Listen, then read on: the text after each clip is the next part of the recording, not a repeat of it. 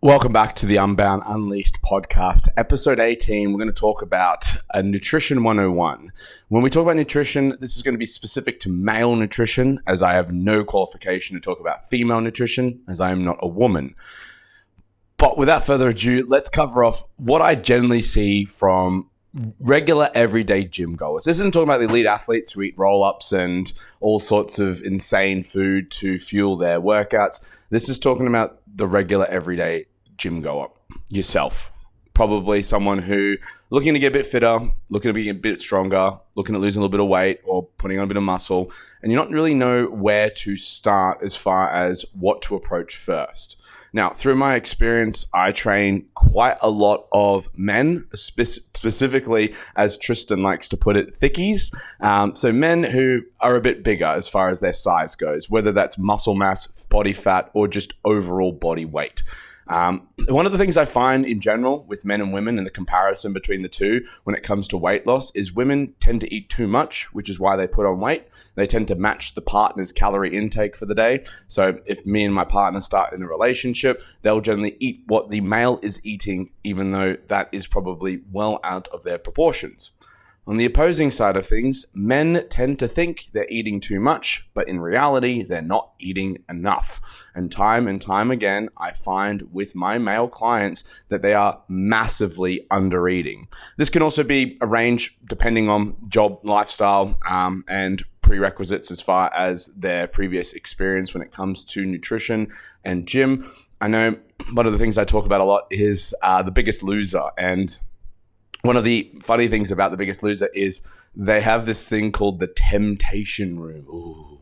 I was talking to Tristan about this yesterday and how just insanely stupid this idea was. Obviously, it was for reality TV to make things a bit more exciting. But imagine if you went to Alcoholics Anonymous and had a temptation room full of open beverages. What if you went to a gambling addicts line and you had a pokey machine with a feature set on it? What if you went to drug addicts and just had things set up for them to, take drugs, and you were like, nah, don't touch that. Oh, but if you do, you're probably going to go backwards. That, I was like, that is clinically insane. But when we come to food, oh no, a bunch of overweight people put in a room with a bunch of candy that's been restricted for the last 8 weeks.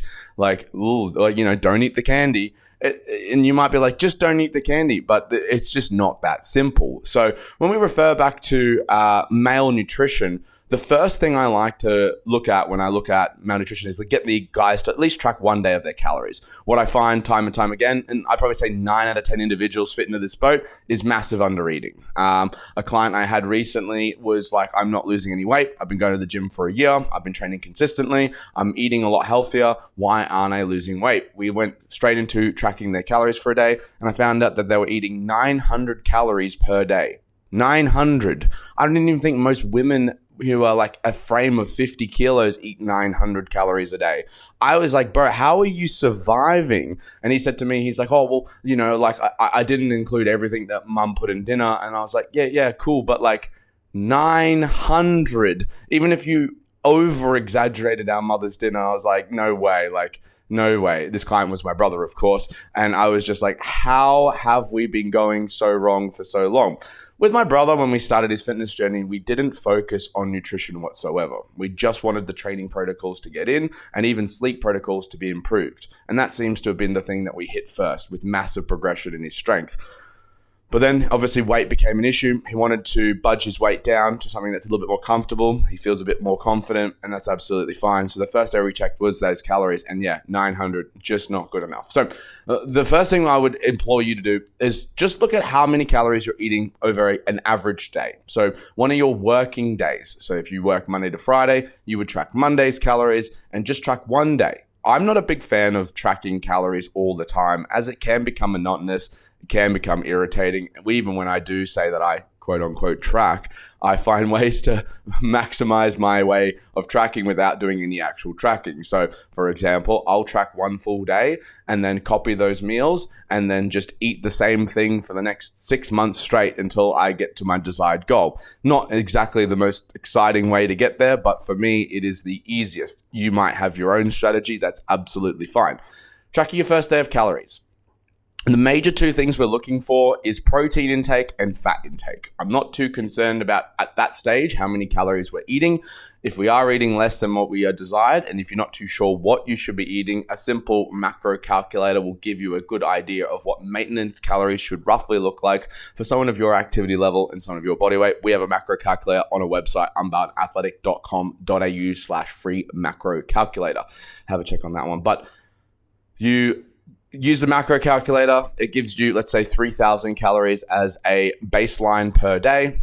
And then you look at how many you're eating, and you're eating about 1,800 or 2,000 calories. And you might be like, well, how does this make any sense? Like, why, if I'm eating so little, why aren't I losing weight? You got to remember your body is extremely efficient, extremely. So it is designed to survive. We are designed to survive adverse conditions, long periods of time without food. If your body is starving, it'll resist losing fat because it's like, hey, we need this. We may not last the next summer or the winter. So we hold on to the fat, and it uses other forms of energy source. It catabolizes muscle. It does a whole range of other different things to avoid using fat when you are in such a deep calorie deficit. Secondly, you just get used to running on those calories. So you might actually only move 1,800 calories per day if you're only eating 1,800 calories per day.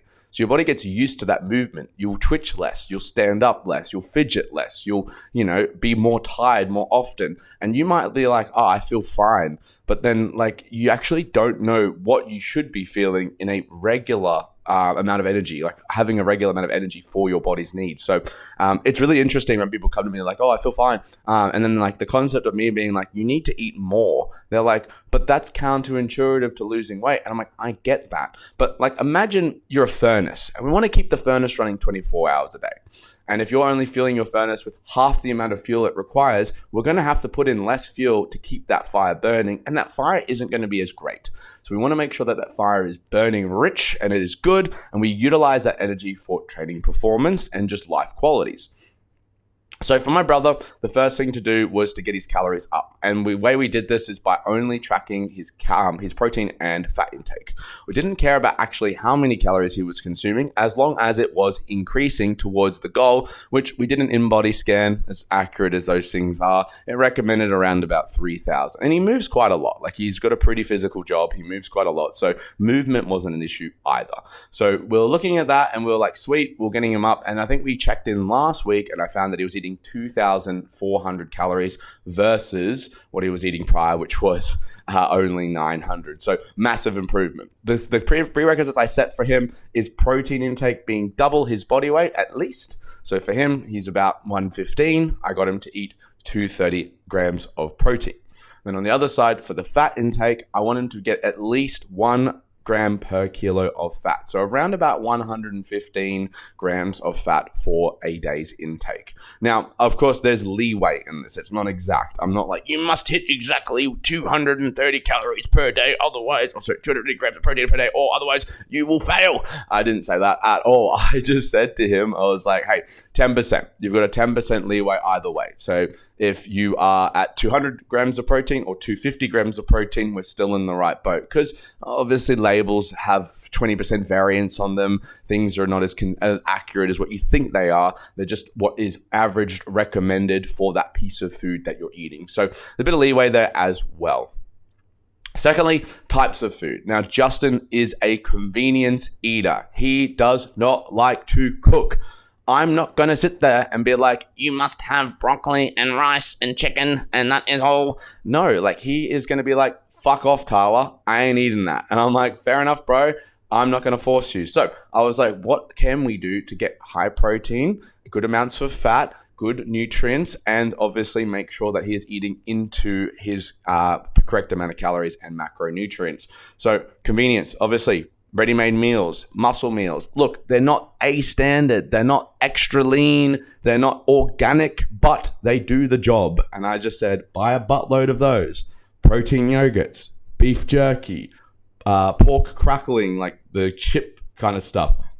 Milk, lots of milk, protein shakes. And then I was like, if you must eat out, if you cannot be bothered or it is too late to buy those things, we have options. grilled. If we need to go get grilled, we go get chicken bites. We go get the original burger with double beef patty to get protein intake up. We go to, Red Rooster or McDonald's if we need to, absolutely need to. Chicken nuggets, absolutely fine. These things, like, people obviously villainize fast food, but one-offs is fine. If you literally have no time or you just don't want to go back into the shopping center and you need to eat, these things are better than nothing. Like I said, he has a calorie issue. He does not have a fast food issue. So if there was the opposite, where one of my clients, for example, is so addicted to fast food that we need to avoid that's a different story. But Justin's not addicted to fast food. He doesn't actually genuinely enjoy ordering that stuff. But in a rush, these things are a good option to make sure we satisfy those calorie intakes. And then finally, of course, we want to make sure in the calorie sense or in the food sense, we're maximizing our nutrients.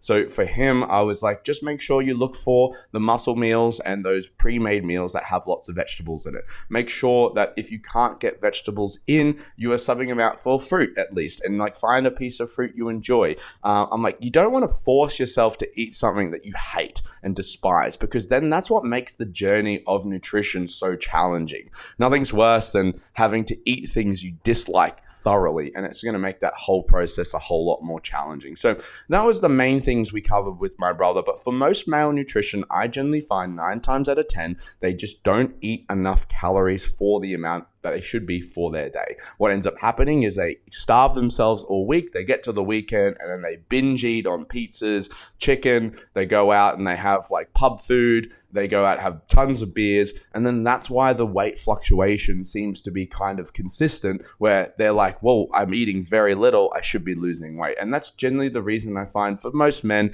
why they struggle with weight. So recommendations for general population looking at trying to improve your weight goals. First thing I would look at, how many calories am I eating on an average given day? Then work out how many calories you should be eating utilizing a macro calculator of some form. It'll give you a good guide. Then maximize protein and fat intake first, making sure we're at least eating double body weight protein and 1 gram per kilo for fat. And then finally, obviously cleaning up your food as much as you possibly can and eating to things that you enjoy and can be consistent with. If we're not consistent, this whole thing is pointless and we just won't achieve our goal. That's going to be episode 18, Unbound, Unleashed podcast, going solo. Catch you on the next episode.